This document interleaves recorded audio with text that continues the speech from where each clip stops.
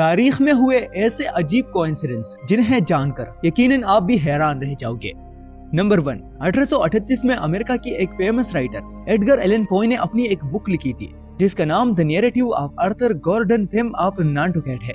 इस बुक में उसने एक फिक्शनल कहानी लिखी थी जिसमें कुछ समुद्री मछुआरों का जिक्र हुआ है। उसने लिखा था कि एक दिन 4 दोस्त समुद्र के बीच में एक भयानक तूफान की वजह से अपना रास्ता भटक गए थे। भूख ज़्यादा था और उनके पास खाना लगभग ना के बराबर था। एक दिन उन चारों दोस्तों में से एक बीमार हो गया जिसका नाम रिचर्ड पार्कर था। शदीद भूख की वजह से बाकी दोस्तों ने मिलकर रिचर्ड पार्कर को मारकर खा गए। पहले तो लोग इस कहानी को सिर्फ एंटरटेनमेंट के लिए पढ़ा करते थे, लेकिन बुक के पब्लिश होते ही सिर्फ 46 साल बाद कुछ ऐसा हुआ जिसने पूरी दुनिया को हैरान कर रख दिया। दरअसल 1884 को ऐसे ही 4 मछुआरे समुद्री तूफान की वजह से अपना रास्ता भटक गए और भूख की वजह से 3 दोस्त मिलकर अपने चौथे दोस्त को मार कर खा गए। अब इसमें सबसे बड़ी हैरानी की बात यह है कि उस शख्स का नाम भी रिचर्ड पार्कर था। इस इंसिडेंट के बाद ज्यादातर लोग एडगर एलन पॉय को टाइम ट्रेवलर मानने लगे, लेकिन रिसर्चर्स का कहना है कि यह सिर्फ एक महज इत्तेफाक था। नंबर 2, तैमूर लंग। दोस्तों, तैमूर लंग अपने जमाने का बेहद खतरनाक और बेरहम बादशाह था।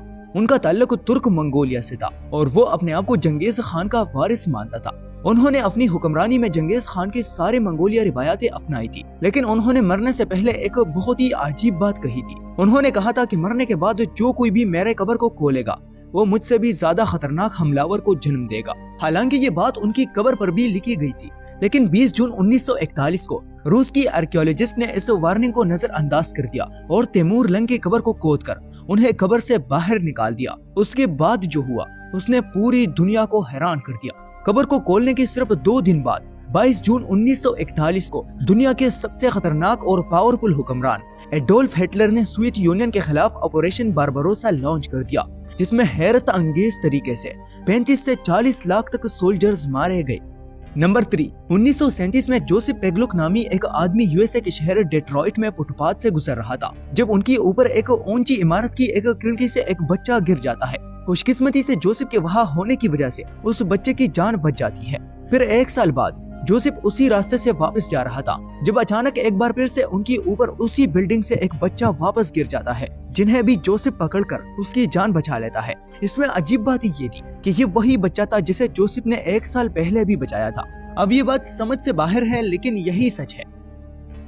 नंबर 4, ओहायो की रहने वाली एक 15 साल लड़की ने 2 जुड़वा बच्चों को जन्म दिया, लेकिन कम उम्र की वजह से वो उन बच्चों की परवरिश नहीं कर सकती थी। इसीलिए उन बच्चों को ओहायो की 2 अलग अलग फैमिलीज ने अडॉप्ट किया जिनके खुद के बच्चे नहीं थे। आपको जानकर हैरानी होगी कि अलग अलग रहने के बावजूद भी उन बच्चों में ऐसे कोइंसिडेंस बने रहे जिन्हें आज तक बड़े बड़े स्पेशलिस्ट भी नहीं समझ पाए। जैसे अलग अलग रहने के बावजूद भी उन दोनों बच्चों के नेम्स जेम्स रखे गए। जब वो बच्चे स्कूल जाने लगे तो उनका फेवरेट सब्जेक्ट मैथ्स था। जब वो बड़े हुए तो उन दोनों की शादी लेंडा नामी एक औरत से हुई। कुछ दिनों के बाद उन दोनों की अपनी अपनी बीवी से डिवोर्स हो गया। डिवोर्स के बाद उन दोनों भाइयों ने फिर से शादी की। जिनसे उन्होंने शादी की उन दोनों लड़कियों के नेम्स फेट ही था।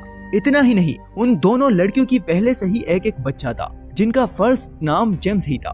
39 साल बाद जब वो दोनों भाई मिले और उन्होंने अपने लाइफ में हुए इन अजीब कोइंसिडेंस को एक दूसरे के साथ शेयर किया तो वो दोनों शॉक हो गए। इतना ही नहीं, ये दोनों भाई एक जैसे नौकरी करते थे और आप देख सकते हैं कि इन दोनों की शक्ल भी एक दूसरे से मिलती जुलती है। अब ये इत्तेफाक है या कुछ और, जिसे समझ पाना नामुमकिन है। नंबर 5, नेपोलियन और एडोल्फ हिटलर दोनों अपने जमाने के सबसे जालिम हुक्मरान थे, जिनकी हुक्मरानी में कई सारे लोगों ने अपनी जानें गंवाई है। लेकिन इन दोनों के बीच में भी कुछ ऐसे कोइंसिडेंस है जो इंसानी समझ से बाहर है। जैसे दोनों की ही पैदाइश जहां उन्होंने हुक्मरानी की थी वहां नहीं, बल्कि किसी और मुल्क में हुआ था। जब नेपोलियन को हुक्मरानी मिली तो उसके 129 साल बाद हिटलर को भी जर्मनी की हुक्मरानी हाथ लग गई। जब नेपोलियन ने सोवियत के खिलाफ जंग की शुरुआत की तो 129 साल बाद हिटलर ने भी सोवियत यूनियन के खिलाफ जंग शुरू किया। जब नेपोलियन सोवियत से जंग हार गया तो उसके ठीक 129 साल बाद हिटलर भी सोवियत यूनियन से जंग हार गया। इतना ही नहीं, दोनों का अंजाम भी कुछ ज्यादा मुख्तलिफ नहीं है। दरअसल नेपोलियन अपने आप को नाकाबिल शिकस्त समझता था, लेकिन जब उन्हें सोवियत से हार मिली तो उसके अपने ही लोगों ने उसे जलाए वतन कर दिया। वही हिटलर भी अपने आप को दुनिया का सबसे पावरफुल हुक्मरान समझता था, लेकिन जब उन्होंने सोवियत यूनियन के खिलाफ जंग हारी तो वो ये सदमा बर्दाश्त ना कर सका और उन्होंने सुसाइड कर लिया। नंबर 6, 21 मई 2001 को एक पीसी गेम लॉन्च किया गया था जिसका नाम ड्यूस एक्स था। इस गेम की स्टोरी में अमेरिका की न्यूयॉर्क सिटी को दिखाया गया था, लेकिन गेम के डेवलपर्स ने गलती से न्यूयॉर्क सिटी के ट्विन टावर्स को गेम में ऐड करना भूल गए थे।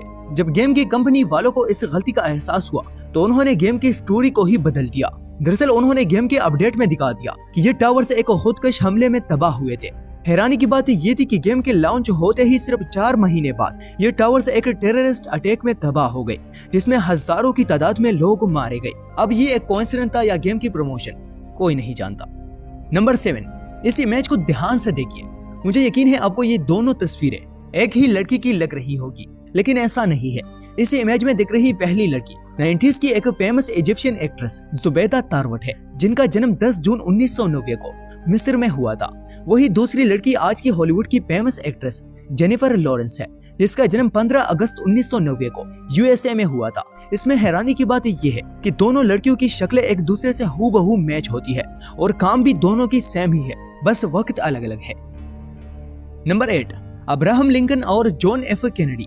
ये दोनों अपने जमाने में अमेरिका के सबसे पावरफुल हुक्मरान रह चुके हैं, लेकिन इन दोनों के बीच में कुछ चीजें ऐसी है जिन्हें समझ पाना हमारे समझ से बाहर है। जैसे लिंकन 1860 में अमेरिका के प्रेसिडेंट बने थे, वही जॉन एफ कैनेडी को 100 साल बाद यानी 1960 में अमेरिका की हुक्मरानी मिली थी। लिंकन की सेक्रेटरी का सरनेम कैनेडी था और कैनेडी की सेक्रेटरी का सरनेम लिंकन था।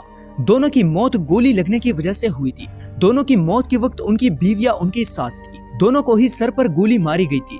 दोनों फ्राइडे के दिन कत्ल हुए थे। इवन दोनों के ही वाइस प्रेसिडेंट का नाम एंड्रयू जॉनसन था। इस कहानी को जानकर ऐसा लगता है जैसे तारीख अपने आप को रिपीट कर रही हो। इस पर यकीन करना भी मुश्किल है, लेकिन इसके बारे में डिटेल्स आपको इंटरनेट पर मिल जाएगी। उम्मीद है ये वीडियो आपको भरपूर पसंद आई होगी। मिलते हैं एक और शानदार वीडियो में। अल्लाह हाफिज।